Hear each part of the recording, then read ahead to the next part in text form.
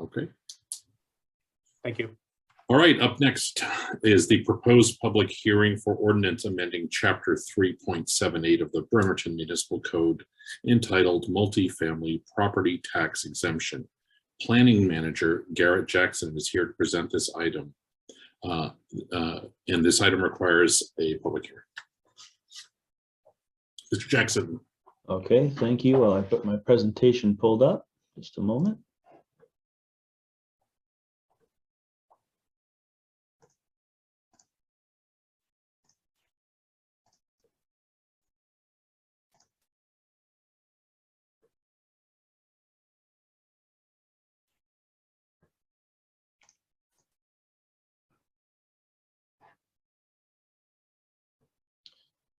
Okay, everybody seeing the right screen?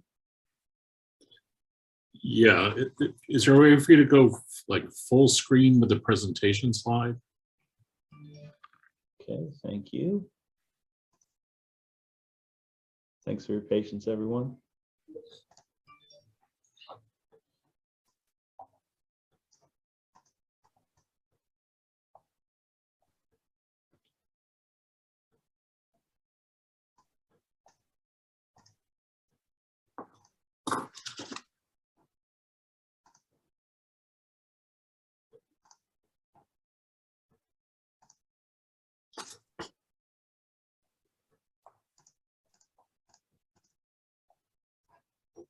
Okay, how's that? That's perfect. Okay. All right, thank you for the introduction. As stated before, I'm here to supply some changes proposed for the multifamily tax exemption program. The MFTE program is regulated by RCW 8414. There's a link at the bottom of the slide to that code section. The program is managed by the Department of Commerce, and it exempts projects of 10 or more residential units from ad valorem property taxes. Ad valorem would mean that you're exempt from the improvements, but that you would still continue to pay property taxes for the value of the land, retail space, and any existing improvements. The purpose of the existing program is to create multifamily housing in target residential areas like downtown and in centers. Currently, there is a market rate option where an applicant only has to apply for the exemption and construct 10 or more residential units in order to be exempt for 8 years of ad valorem property taxes. And there's also a 12-year option available to projects that provide 20% of their units at an affordable rate, which includes both moderate and low income levels. The process is fairly simple. There's an application that needs to be completed. The applicant constructs those units described in the application and then provides reports annually once those units are constructed to track the project. The city forwards this data to the Department of Commerce as we're required to provide annual reporting also.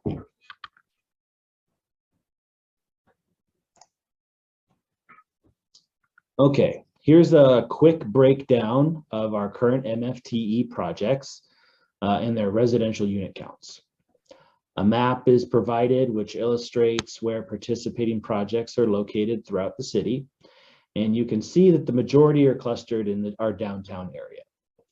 The blue dots represent projects taking part in the 8-year program, which is about 83% of all the units in the program. Conditional certificates are issued to projects once they complete the application process, but prior to construction. And all of those projects that are conditional are outlined in red in the map. All in all, there are 1,066 residential units in some stage of the program.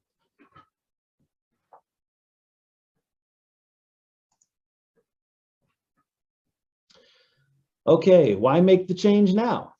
The RCW was amended in July of 2021, And it introduced some new elements to the program that the city is now able to adopt. A new 20-year tax exemption is available for permanently affordable housing projects.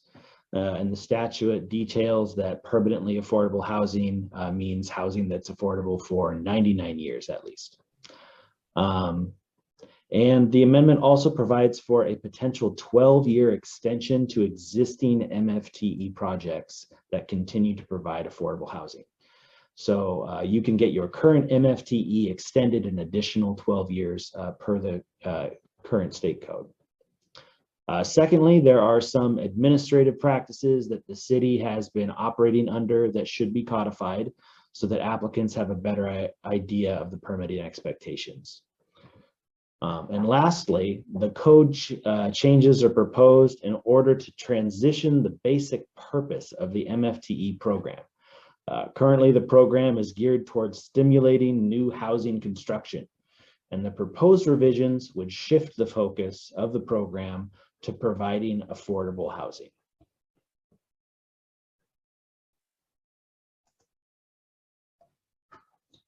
So our proposed amendments, as you'll see in the ordinance supplied in the council packet, would be to remove the 8-year option in order to transition the purpose of the program to creating affordable housing.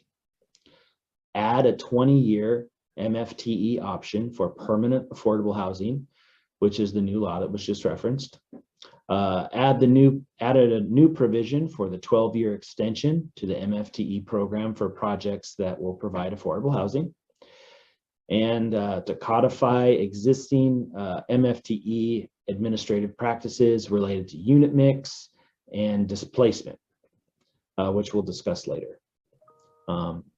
And modify the income eligibility requirements for affordable housing units. Under both the existing and proposed code, 20% of units would be required to remain affordable, which means that 80% of the remaining units would be at market rate.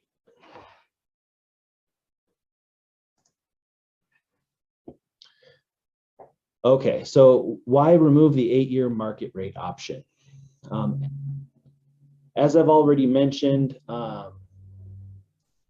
the focus of the program is proposed to be shifted from purely creating housing to creating affordable housing. Staff reviewed a 2019 report produced by the Washington State Joint Legislative Audit and Review Committee, or JLARC, which has some pertinent findings. One is that it's unclear whether MFTE projects would be constructed without the program. The report details that expected returns from projects may be sufficient without the MFTE program. So while the MFTE program may help pad those numbers, it's not clear whether the projects would have continued without MFTE. And two, that it's inconclusive whether tax liability is shifted to other property owners. So up front, the tax exemption is foregone revenue, which means that no one actually pays these taxes. But residents living in MFTE projects benefit from general tax revenue programs that they don't contribute to. So in recognition of this private benefit, we're therefore proposing to shift the purpose of the program to having a greater public benefit by providing affordable housing.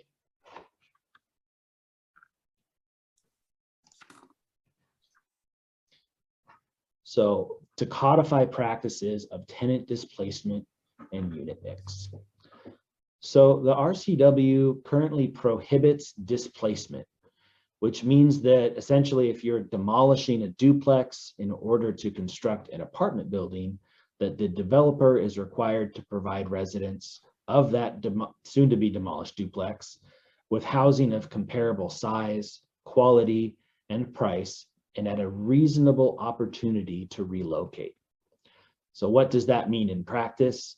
The RCW doesn't provide a definition. So administratively, we've been interpreting that to be the first and last month's rent, moving expenses, and 12 months notice. And that's what we're proposing to codify. The RCW also requires that 20% of units are affordable housing units, and that the property must satisfy that commitment and any additional affordability and income eligibility conditions adopted by the local government. Administratively, we've interpreted this to mean that unit types, 1 bedroom, studio, 2 bedroom, etc., that are provided by the project, that affordable units be evenly distributed and offered unit types.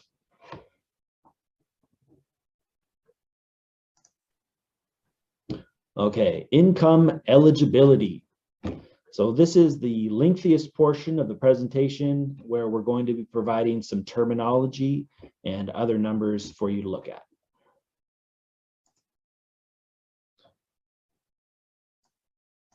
Okay, so some common terms that we'll be using are affordable housing. Now, affordable housing means that housing costs, including utilities, do not exceed 30% of the household's monthly income. Now that is right out of the RCW.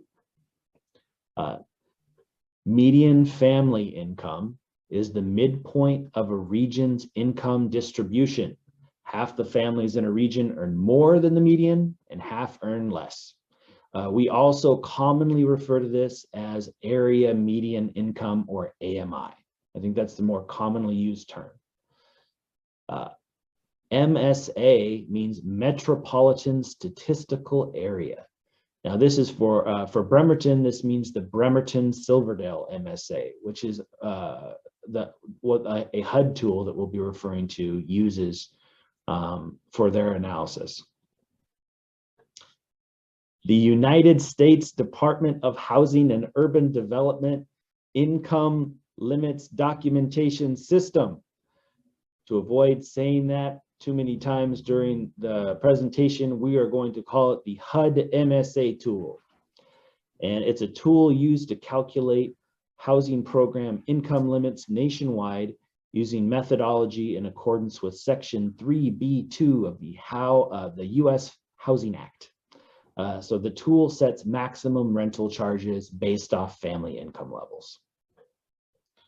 Low income household is a single person or family whose adjusted income is at or below 80% of the median family income, adjusted for the Metropolitan Statistical Area as reported by HUD. So this is what we are proposing. What we are proposing to change is the current definition of low income household. At this point, it's 80%, but per RCW, we are allowed to tailor that to our jurisdiction. Moderate income is defined as a single person or family whose adjusted income is more than 80%, but is at or below 115% of the median family income of the MSA, as reported by HUD. Now, as we are once again allowed to tailor these income levels for our jurisdiction, we're proposing to eliminate the modern income level from the program.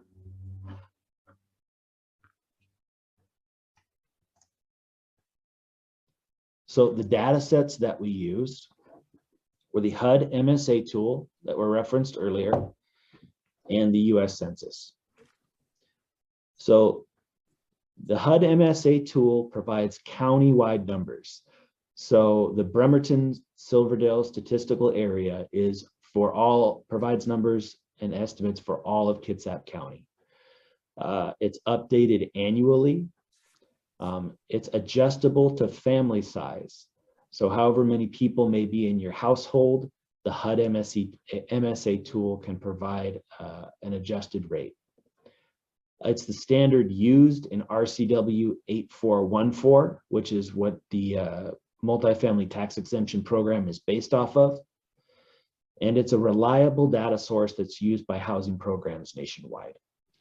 And we have confirmed with the Department of Commerce that our proposed alterations based off of the HUD MSA tool are defensible. Now, the US Census provides Bremerton-specific numbers. Where the HUD MSA tool is county-wide, the census provides us with numbers that are specific to our jurisdiction. It has a 5-year average, and it is not adjusted for family size. Because it is a smaller sample size, it has a greater margin of error. So the HUD MSA tool is more specific and a larger sample size. The US Census for Bremerton is smaller, so it's less statistically accurate. However, there are some trends that we've pulled from the census that are important for our program. Namely that Bremerton AMI, area median income, is around $52,000. And Kitsap County AMI is approximately $75,000. So where the HUD MSA tool is great for providing specific rental charges, it does not recognize that Bremerton residents make about 70% less than our Kitsap County counterparts. So that's really what we're here for tonight, is to adjust our tool to recognize that income levels of Bremerton residents are lower than Kitsap County average, and so our tool for rental charges should be adjusted accordingly.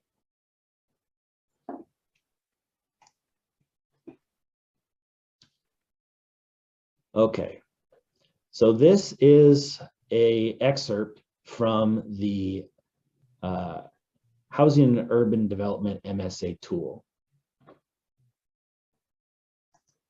So for the current program, a single person making $75,000 is defined as someone who makes moderate income that would be eligible for the 12-year program as affordable housing.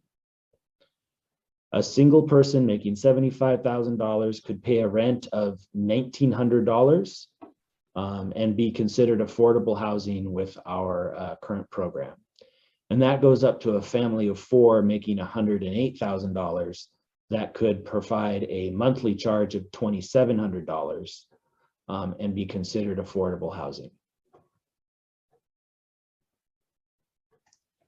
To be considered low-income housing under our current program, meeting 80% of AMI, which is for Kitsap County wide, a single person could be making $52,000 and pay a rent of approximately $1,300 a month.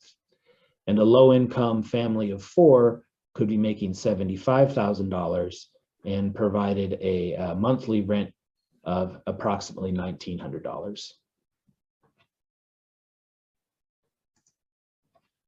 Now, as I had said previously, the RCW does provide us the opportunity to tailor these numbers to our jurisdiction.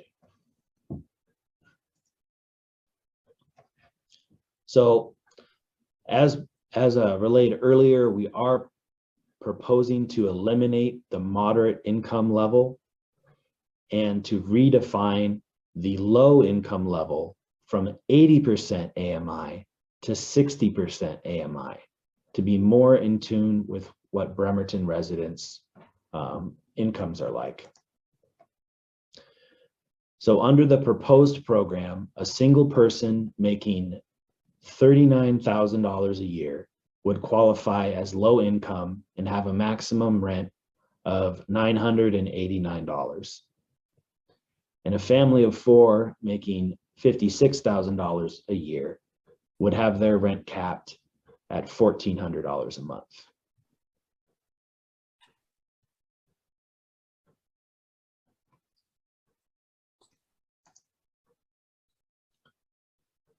So you may notice that the $52,000 mark is approximately what the area median income is per the US Census for a citizen of Bremerton. And so that the lower number is more in tune with what may be considered low income for our area. Just recapping again that the existing ordinance for 12-year eligibility, that the HUD AMI adjusted single person household would be $52,000 approximately, and that the proposed ordinance for MFT eligibility would be that the HUD AMI adjusted single person household be at 60%, which would equate to approximately $39,000 for a single person. So in conclusion, we are proposing to remove the 8-year MFTE market rate incentive, add a 20-year MFTE option, add an opportunity to extend the existing MFEs an additional 12 years, codify tenant displacement and unit mix, and to modify program income eligibility for affordable units. And once again, that affordability limit would apply to 20% of units as low income, but the remaining 80% of units would remain market rate.